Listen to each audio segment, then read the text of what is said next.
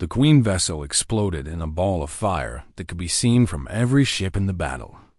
The massive organic structure tore itself apart as chain reactions ripped through its body. Debris flew in all directions, crashing into nearby Kreth ships and destroying them as well. The heart of the swarm had been ripped out, and the entire enemy fleet felt the loss. Admiral Cole watched from the bridge of the Endurance as chaos spread through the Kreth formation. Ships that had been fighting with perfect coordination suddenly began moving randomly. Attack craft crashed into each other. Warships fired on their own allies by mistake. The hive mind that had guided them for centuries was gone, and without it, they were lost. He opened a channel to the entire fleet and gave a single order. Press the attack. Show no mercy. The human ships surged forward with renewed energy. Their weapons tore through the confused enemy with devastating efficiency. The Kreth tried to flee, but without the Queen to guide them, they could not organize a retreat. They scattered in every direction, each ship acting on its own instinct rather than any unified plan. The battle lasted another 3 hours. By the end, the Kreth swarm had been broken completely. Thousands of their vessels drifted as burning wreckage around Valoria Prime. The rest fled into deep space, running from a species they had underestimated so badly. Valoria Prime was saved. Cole allowed himself a moment of relief before turning his attention to the strike team. Search and rescue ships had been dispatched the moment the Queen exploded. They combed through the debris field, looking for any sign of the captured shuttle. They found it drifting near the edge of the destruction zone. Its hull was scorched and cracked. Its engines were dead, but the emergency beacon was still transmitting, which meant someone inside was still alive. Rescue teams cut through the damaged hull and pulled the survivors out one by one. Captain Harris was unconscious but breathing. Sergeant Webb had lost a lot of blood but was stable. Lisa Grant had a broken arm and burns across her face, but she smiled when she saw the rescue team. 8 members of the strike team survived. 4 did not. Their bodies were recovered from the shuttle and prepared for proper burial. They had given their lives to kill the Queen, and their sacrifice had saved millions. Admiral Cole met the survivors when they arrived at the medical bay on the Endurance. He shook each of their hands and thanked them personally. No words seemed adequate for what they had done, but he tried anyway. Harris woke up later that night. The first thing she asked was whether the mission had succeeded. When Cole told her that the Queen was dead and the swarm was broken, she closed her eyes and let out a long breath. Then she asked about her team. Cole told her about the 4 who had not returned. She nodded slowly and asked to be alone. The next day, High Counselor Vern of the Valorian government requested a meeting with Admiral Cole. The old leader had survived the attack by sheltering in an underground bunker on Valoria Prime. He emerged to find his world still standing, saved by the species his government had once rejected.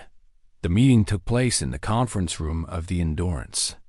Vern was accompanied by the surviving members of the Valorian Council. They sat across from Cole and his officers, 2 species that had started as strangers and ended as allies. Vern spoke first.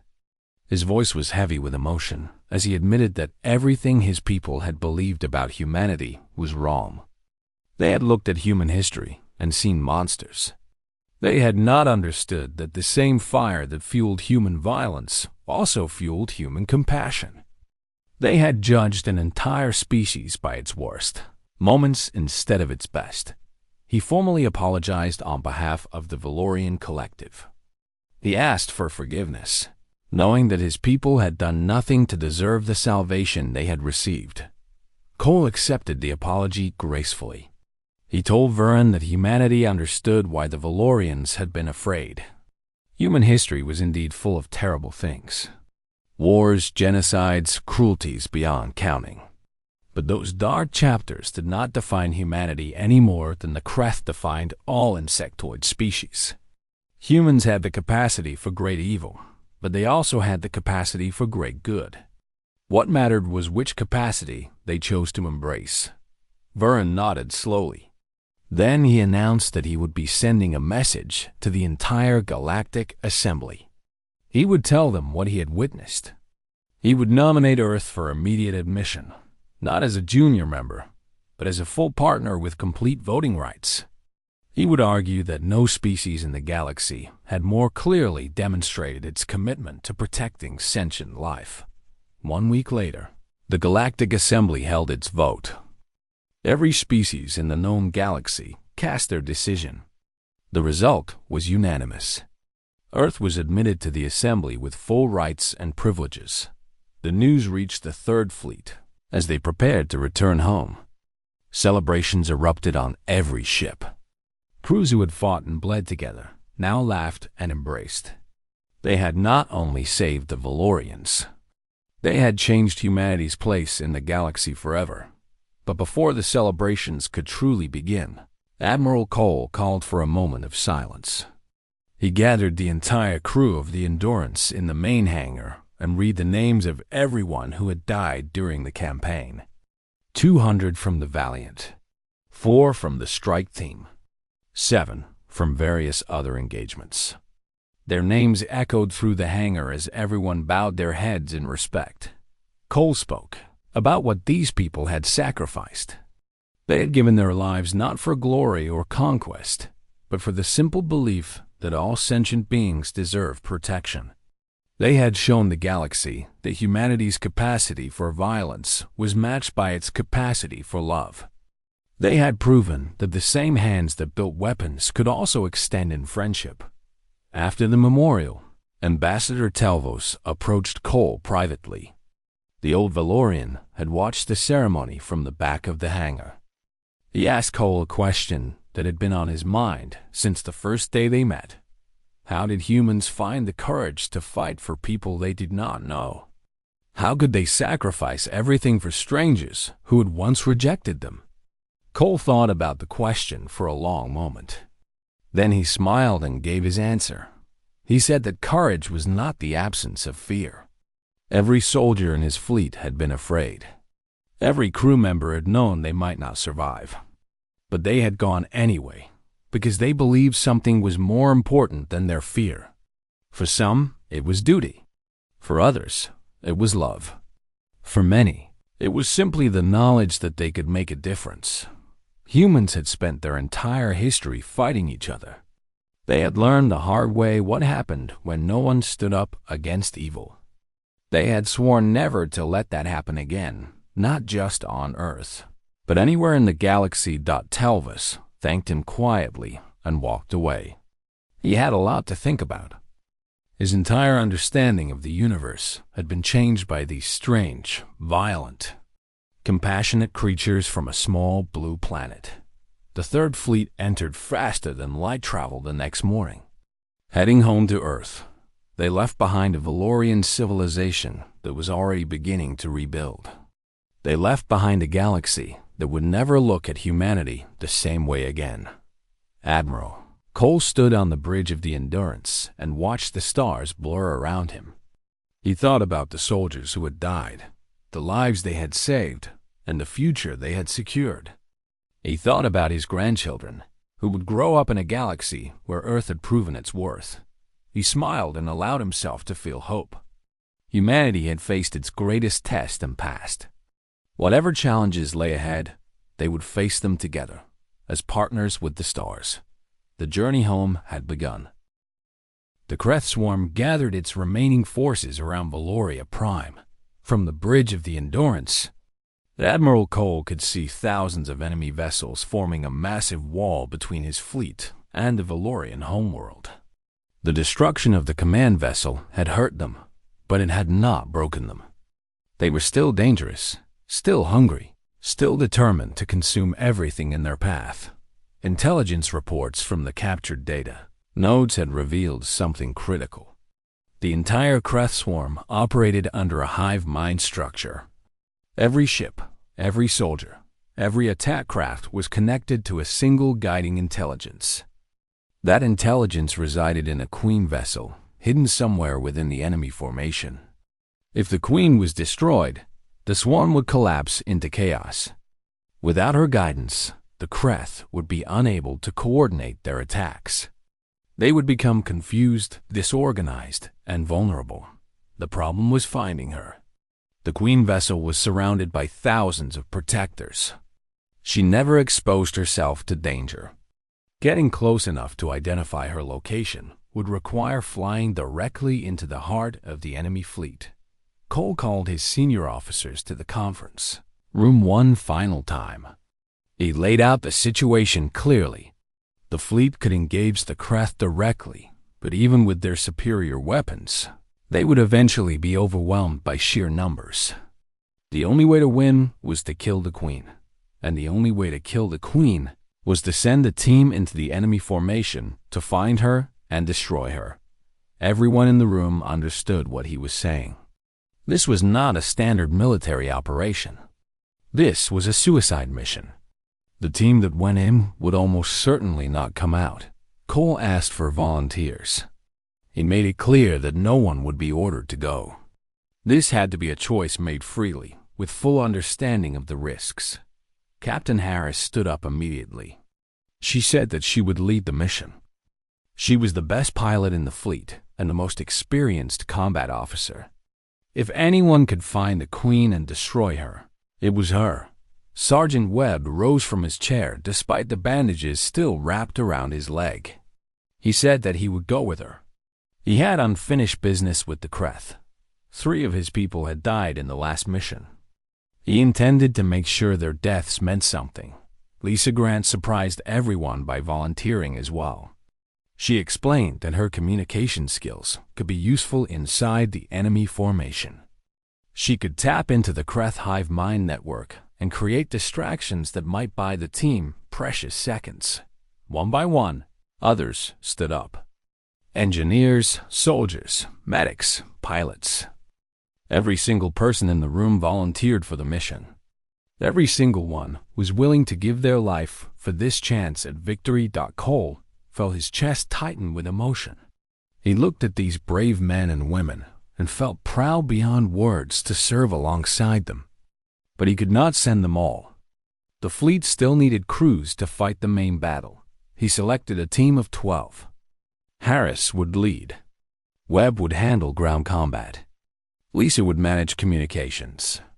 9 others with specialized skills filled out the roster. They were given 1 hour to prepare.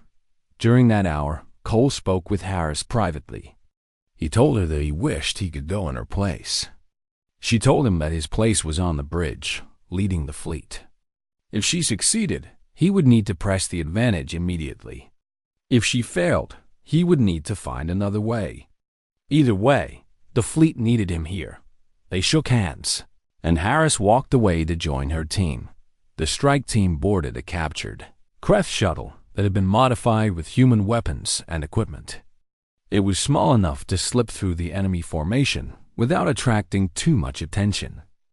The organic exterior would help them blend in with the thousands of other Kreth vessels dotted as the shuttle launched. Admiral Cole ordered the fleet to begin its attack. All 11 remaining warships formed into a single wedge and charged directly at the enemy. It was a bold, almost reckless move, designed to draw every Kreth ship toward the human fleet and away from the hidden strike team. The battle was the largest of the entire campaign. Human ships fired everything they had at the oncoming swarm. Missiles streaked across the void in endless streams. Energy beams carved glowing wounds through organic hulls. Point defense systems worked without rest, shooting down thousands of attack craft before they could reach their targets. The Kreth answered with their own fury. They threw wave after wave of ships at the human line. They crashed vessels directly into human shields, sacrificing themselves to weaken the defenses. They launched biological weapons that tried to eat through armor plating the destroyer. Valiant took a direct hit from a Kreth ramming vessel. Its shields collapsed, and the organic ship tore through its hull like a knife through flesh. The Valiant exploded with all hands aboard. 200 crew members died in an instant. Cole watched the Valiant burn on his view screen. He forced himself to keep his voice steady as he ordered the fleet to close the gap in the formation. There was no time to mourn. Not yet. Inside the Kreth formation, Harris guided the shuttle through a nightmare landscape of organic vessels. Living ships pressed close on every side. Attack craft swarmed past, missing them by meters. The stench of the Kreth filled the small cabin, making everyone struggle not to gag. Lisa worked frantically at her makeshift console, trying to tap into the hive mind network. The signals were overwhelming, millions of voices all connected to a single source. She followed the threads of communication deeper and deeper into the formation, searching for the point where they all came together. After an hour of careful flying, she found it. The Queen vessel was at the very center of the enemy fleet. It was enormous, larger than anything they had expected. A living mountain of chitin and pulsing organic matter, surrounded by a personal guard of the largest Kreth warships. Harris plotted a course toward the Queen. Webb checked his weapons one final time. The other team members prepared themselves for the fight of their lives. The shuttle approached the Queen vessel from below, hiding in the shadow of her massive body. Harris found an opening in the organic hull, a wound from some ancient battle that had never fully healed. She guided the shuttle inside. They disembarked into a cavern of flesh and bone. Strange fluids dripped from the ceiling. The walls moved slowly, breathing with some vast alien rhythm. The air was thick and hot and smelled of death. Webb took point and led the team deeper into the Queen. They fought through chambers filled with Kreth defenders. They crawled through tunnels barely wide enough for a human body. They planted explosives at every critical junction they passed. The Queen sensed their presence. She sent her children to stop them. Waves of Kreth warriors poured through the corridors, their mandibles clicking with rage. Webb and his soldiers held them back while the rest of the team continued planting charges. Lisa found a nerve cluster that connected to the hive mind network. She plugged in her equipment and began broadcasting a scrambled signal directly into the Queen's brain. The effect was immediate. Across the entire battlefield, Kreth ships suddenly hesitated. Their coordination faltered. The human fleet seized the advantage and pushed forward. Deep inside the Queen, the team reached the central chamber. There they saw the Queen herself, a massive creature of pale flesh and countless eyes. She was the mother of every Kreth in the swarm. She was the mind that guided them all. And she was helpless against the explosives they carried. Harris armed the final charge and placed it directly against the Queen's body. Webb covered the retreat as the team ran for the shuttle. His leg wound reopened, and he fell twice, but he refused to be left behind. They reached the shuttle just as the first charges detonated. Harris launched them out of the dying Queen at maximum speed. Behind them, the central chamber collapsed in fire and destruction. The Queen screamed across the hive mind network, and every Kreth in the galaxy heard her die. News of the battle spread across the galaxy like wildfire. Every species in the Galactic Assembly received reports of what had happened at the edge of Valorian space. A small human fleet had engaged the Kreth swarm and won. They had destroyed hundreds of enemy vessels without losing a single ship. The impossible had happened. Many species refused to believe it at first. The Kreth swarm had been terrorizing the galaxy for centuries. They had consumed entire civilizations. No one had ever beaten them in open combat. The idea that humans, a species barely known beyond their own solar system, could defeat such an enemy seemed absurd, but the evidence was undeniable. Valorian survivors broadcast their testimonies across every communication channel. They described how human ships had arrived just as all hope was lost. They described weapons that tore through Kreth vessels like nothing they had ever seen. They described crews who fought without fear against overwhelming odds. The galaxy watched and wondered what kind of species these humans truly were on the Endurance. Admiral Cole had no time to think about galactic politics. The Kreth had retreated, but they would return. He needed to use this brief pause to prepare for the next assault. His ships required repairs. His crews needed rest. And he still had thousands of Valorian refugees to protect. He called a meeting in the main conference room. Captain Harris, Commander Morrison, and Lisa Grant gathered around the central table. Ambassador Telvos joined them as well. The old diplomat had recovered some of his strength and insisted on being part of the planning. Cole spread a holographic map across the table. It showed Valorian space with all 5 colony worlds marked. 3 had already fallen. The 4th was currently being evacuated. Only Valoria Prime, the homeworld, remained fully intact. The Kreth were clearly working their way toward it. He explained his plan. The fleet would establish a defensive line between the Kreth and Valoria Prime. They would slow the enemy advance while the remaining colonies completed their evacuations. Every life they saved now was a life that could rebuild Valorian civilization later. Ambassador Telvos listened carefully. When Cole finished speaking, the old Valorian asked to say something. He stood slowly and looked at each of the humans in the room. He admitted that his people had been wrong about humanity. They had looked at human history and seen only the wars, the violence, the bloodshed. They had not understood that those same traits could be turned toward protection instead of destruction. He asked Cole to forgive his people for their blindness. Admiral Cole shook his head gently. He told Telvos that there was nothing to forgive. He explained that humanity understood why the Valorians had judged them harshly.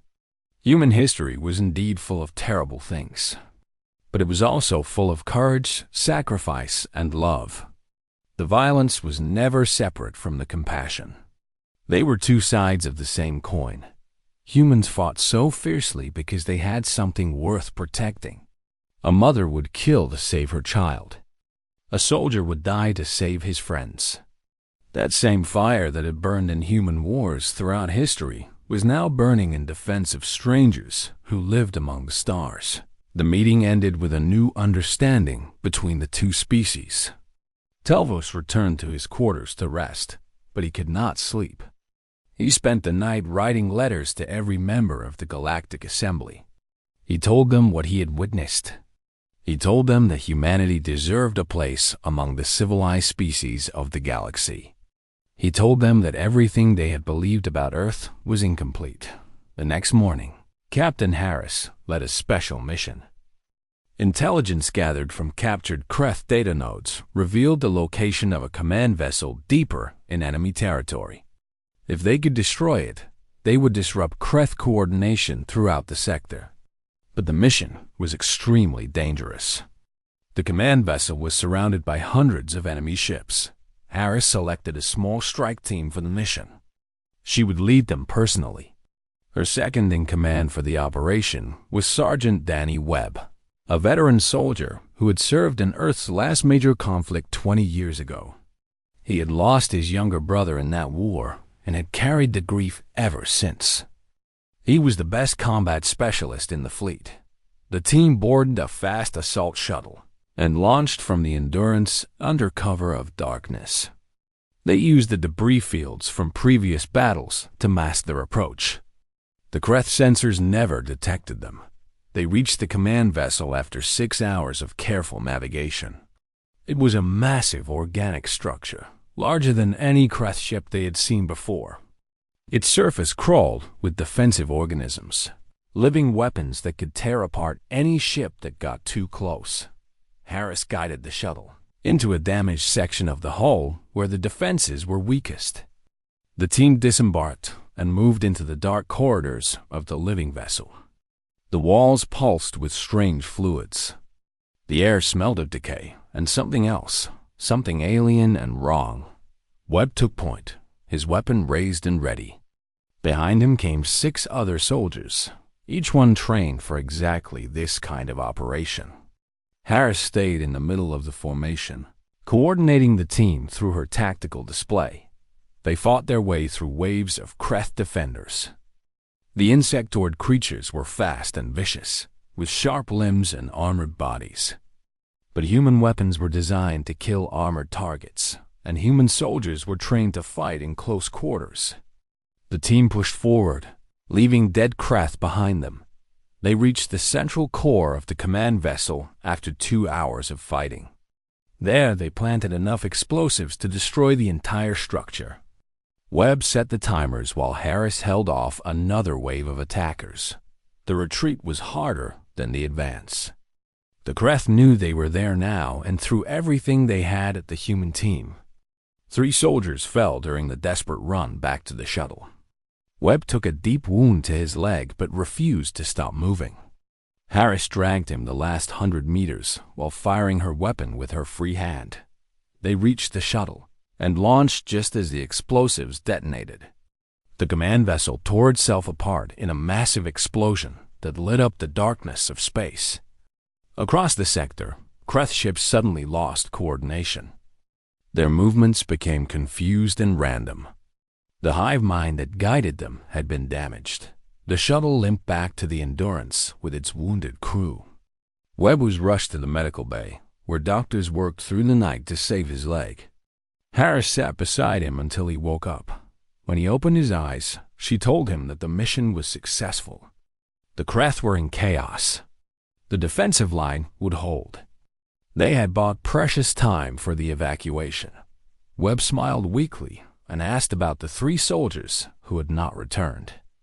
Harris told him their names: Private Carol Stone, Corporal Luis Vega, Sergeant Maria Torres. She would remember those names for the rest of her life. The loss weighed heavily on everyone in the fleet.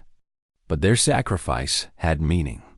Because of them, thousands of Valorian refugees would live. Because of them, the Kreth advance had been slowed. Because of them, humanity had proven once again that it would pay any price to protect the innocent. Admiral Cole held a brief memorial service on the Endurance. He read the names of the fallen and thanked them for their courage. Then he returned to the bridge and prepared for the next battle. The war was far from over, but the tide had finally begun to turn. The Third Fleet dropped out of faster-than-light travel at the edge of Valorian space. Admiral Cole stood on the bridge of the Endurance and looked at the viewscreen. What he saw made his heart sink. The destruction was far worse than anyone had expected. Debris floated everywhere. Pieces of ships, fragments of space stations, and clouds of frozen atmosphere drifted through the void. Emergency beacons flashed from dozens of damaged vessels. Distress signals filled every communication channel. The beautiful Valorian civilization was dying before their eyes. Lisa Grant worked quickly at her console, trying to sort through the chaos of signals. She reported that there were at least 40 refugee ships in the immediate area. Most of them had damaged engines. Many had failing life support systems. If help did not reach them soon, thousands more would die. Admiral Cole ordered Commander Morrison to begin rescue operations immediately. 5 ships from the fleet broke formation and moved toward the closest refugee vessels. Their crews prepared medical bays, cleared cargo holds for survivors, and readied emergency supplies. The Endurance pushed deeper into Valorian space with the remaining 7 warships. They needed to find the main Valorian fleet and assess the full scope of the invasion. Captain Harris stood beside Cole on the bridge, her eyes scanning the tactical displays for any sign of the enemy. They found the first Valorian colony world an hour later. It was a beautiful planet of blue oceans and green continents, or at least it had been. Now fires burned across entire landmasses. Cities lay in ruins. The orbital defense platforms floated in pieces around the planet. The Kreth had been thorough in their destruction. Cole ordered his ships to search for survivors on the surface. Shuttles launched from the fleet and descended through the smoke-filled atmosphere. They found small groups of Valorians hiding in caves and underground shelters. The survivors were terrified and confused. They could not understand why humans had come to help them.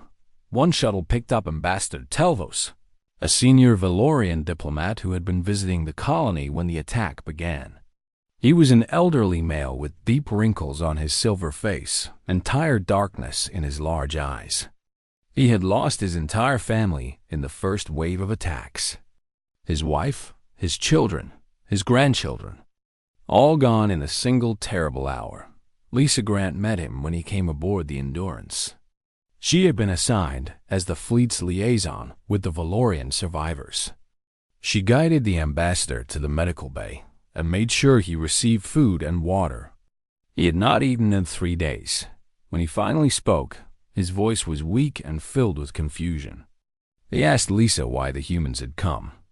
He reminded her that his people had rejected humanity.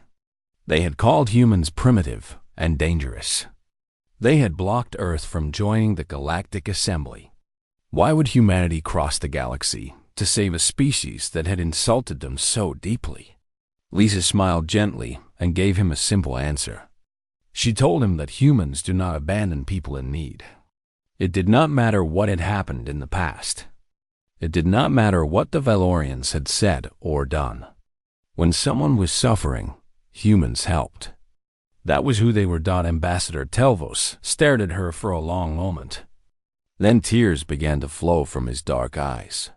He had spent his entire life believing that violence and compassion could not exist in the same species. He had been wrong. The fleet continued its advance and soon encountered the main Valorian defense force. It was a pitiful sight. The Valorians had never believed in military power. Their ships were designed for ceremony and transport, not combat. They had thin hulls, weak weapons, and crews who had never trained for battle. Against the Kreth swarm, they had no chance. And then the Kreth arrived. The first wave came from behind a nearby moon. Hundreds of organic vessels poured into view, their bodies covered in dark chitin and pulsing with strange internal light. They looked like massive insects, all sharp edges and twitching limbs. Smaller attack craft launched from their hulls by the thousands, swarming toward the Valorian ships like hungry locusts. The Valorian commanders tried to organize a defense, but their crews were already broken by fear and exhaustion. Their ships scattered in panic as the Kreth closed in for the kill. Admiral Cole watched the chaos unfold on his view screen. He had seen enough. He opened a channel to the entire fleet and gave a single order. Battle stations. The response was immediate. Across all 12 human ships, crews rushed to their positions. Weapons systems powered up. Shields activated. Targeting computers locked onto the approaching enemy. The Third Fleet had been built for war, and now war had found them. Cole ordered the fleet into combat formation. The human ships arranged themselves into a tight wedge with the Endurance at the point. They accelerated toward the Kreth swarm at full speed. The Kreth did not seem concerned at first. They had destroyed hundreds of species across the galaxy. What could a handful of ships do against their mighty swarm? They learned the answer very quickly. The first volley from the human fleet tore through the leading Kreth vessels like fire through paper. Missiles streaked across the void and exploded against organic hulls. Energy beams cut through chitin and burned away at the living flesh beneath. The human weapons were designed to kill, and they killed with terrible efficiency. The Kreth attack craft swarmed toward the human ships, but the fleet's point defense systems cut them down by the hundreds. Automated turrets tracked and destroyed the small vessels before they could get close. The ones that made it through crashed against shields that had been hardened by centuries of human warfare. Captain Harris commanded the battle from the tactical station. She directed fire, coordinated ship movements, and watched the enemy formations for any sign of weakness. Her training had prepared her for this moment. Every drill, every exercise, every simulation had led to this battle. The Kreth tried to overwhelm the human ships with sheer numbers.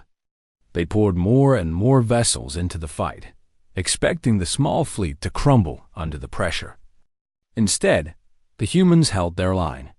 They absorbed every attack, answered every charge, and kept killing. The Valorians watched in stunned silence. They had never seen anything like this. The species they had called primitive was tearing apart an enemy that had seemed unstoppable. Human ships moved with perfect coordination. Human weapons fired with deadly precision. Human crews fought with a determination that the Valorians could not comprehend. After 2 hours of combat, the Krath pulled back. They had lost over 300 vessels. The humans had lost none. The first battle was over, and humanity had won. Admiral Cole looked at the retreating enemy on his view screen. He knew this was only the beginning. The Krath would return with more ships and new tactics. But for now, the survivors had time to escape, and the Valorian fleet had a chance to regroup. He opened a channel to the Valorian command ship. He told them that the Third Fleet would protect them while they evacuated the remaining colonies. He asked them to trust him. On the other end of the channel, a Valorian commander stared at his screen in disbelief. He had been taught his entire life that humans were monsters. Now those same monsters had just saved his life, and lives of everyone under his command. He accepted the human offer with a single word: gratitude. The fleet regrouped and prepared for the next phase of the battle. Somewhere deeper in Valorian space, the Krath were gathering their strength for another assault. But now they knew something they had not known before. Humanity was not prey. Humanity was the predator. The United Earth Command Station floated silently in the darkness above Mars. It was a massive structure of steel and glass, home to 3,000 crew members who watched over humanity's growing presence among the stars. In the communications room on the station's upper deck, Lisa Grant sat at her console and stared at a strange pattern on her screen. She had been a communications officer for 12 years, and she had never seen anything like this before. The signal was weak and broken. It came in fragments that made no sense to the translation computers. Lisa tried every decoding method she knew, but the message refused to become clear. She checked the origin point and found that it came from deep space, far beyond the borders of human territory. Someone out there was trying very hard to reach them. Lisa pressed the alert button on her console. Within minutes, Admiral Kevin Cole walked through the door. He was a tall man in his 50s with gray hair and calm eyes that had seen many battles. He had commanded Earth's Third Fleet for 8 years, and his reputation for wisdom and courage was known throughout human space. He stood behind Lisa and watched the strange signal dance across her screen. He asked her what she had found. Lisa explained that it was definitely not human in origin. The encoding was completely alien, and the translation systems were struggling to make sense of it. But there was one thing she was certain about. This was a distress call. Someone out there was in terrible trouble. Admiral Cole ordered her to keep working on the translation. He called his senior staff to the conference room and waited for answers. An hour later, Lisa finally cracked the code.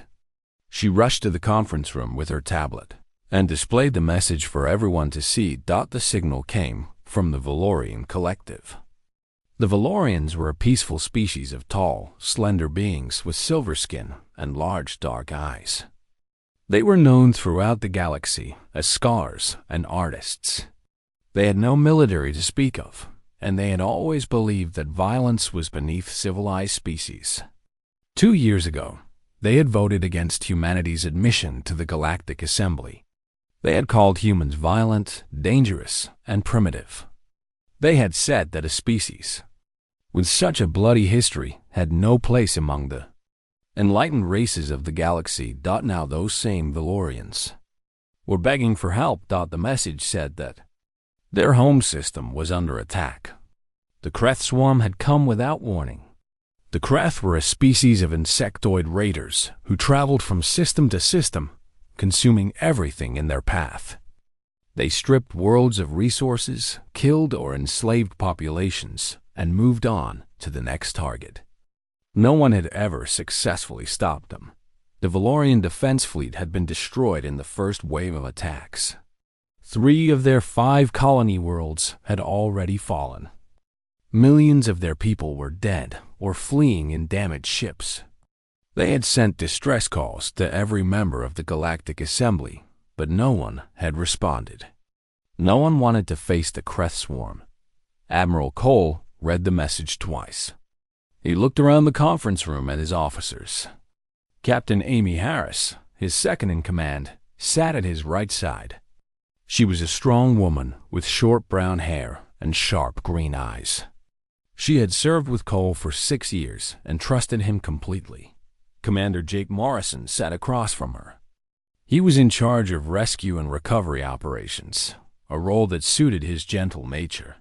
He had 3 children back on Earth and called them every night before he slept. Lisa Grant stood near the door, still holding her tablet. She watched the officers discuss what to do. She could see the conflict on their faces. Captain Harris spoke first. She reminded everyone that the Valorians had rejected humanity. They had called humans barbaric. They had looked down on Earth and its people with disgust.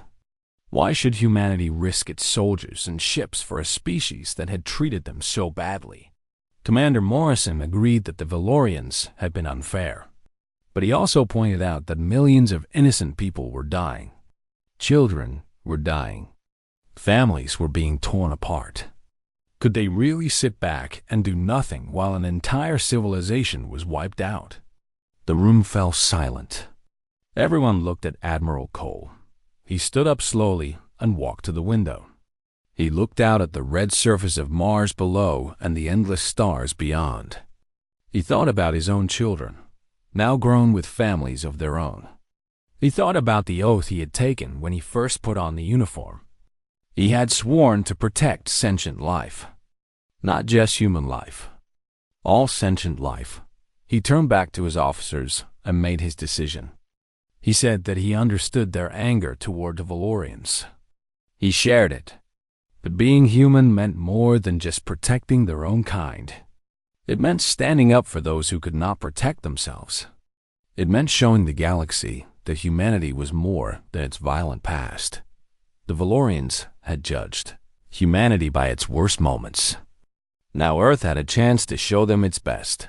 He ordered the 3rd Fleet to prepare for immediate departure. They would jump to Valorian space within 6 hours. Every ship would be armed and ready for battle. Every crew member would be briefed on the enemy they were about to face. Captain Harris nodded and left to carry out his orders. She still had doubts, but she trusted Cole. If he believed this was the right thing to do, she would follow him into the fire. Commander Morrison began coordinating the rescue equipment. They would need medical supplies, food, water, and shelter for thousands of refugees. He hoped they would arrive in time to save at least some of them. Lisa Grant returned to her console and began monitoring Valorian communications. She wanted to gather as much information as possible about the Kreth attack patterns. Knowledge could save lives. Admiral Cole stood alone in the conference room after everyone had left. He looked at the decoded message one more time. The Valorians had been arrogant and cruel. They had dismissed humanity without giving them a chance. But none of that mattered now. What mattered was that people were dying, and Earth had the power to help. 6 hours later, the 3rd Fleet departed from Mars orbit. 12 warships flew in perfect formation, their engines glowing bright blue against the darkness of space. The flagship Endurance led the way, with Admiral Cole standing on the bridge. He watched the stars blur and stretch as the fleet entered faster than light travel. Somewhere ahead, a civilization was burning. Somewhere ahead, millions of beings waited for rescue that might never come. Somewhere ahead, the deadliest enemy in the galaxy was feeding on the helpless. But humanity was coming. And humanity had learned a long time ago how to fight monsters. The fleet raced through the void toward Valorian space. Every crew member knew the danger they were flying into. Every crew member had chosen to go anyway. That was what it meant to be human. That was the spirit that had carried their species from caves to the stars. Admiral Cole looked at the navigation display and saw that they would arrive in 18 hours. He told his crew to rest while they could. The battle ahead would test everything they had. Then he retired to his quarters and wrote a letter to his grandchildren. He told them that he loved them. He told them that sometimes being brave meant helping people who had hurt you. He told them that he hoped they would grow up in a galaxy where all species stood together against the darkness. He sealed the letter and closed his eyes. In 18 hours, the real test would begin.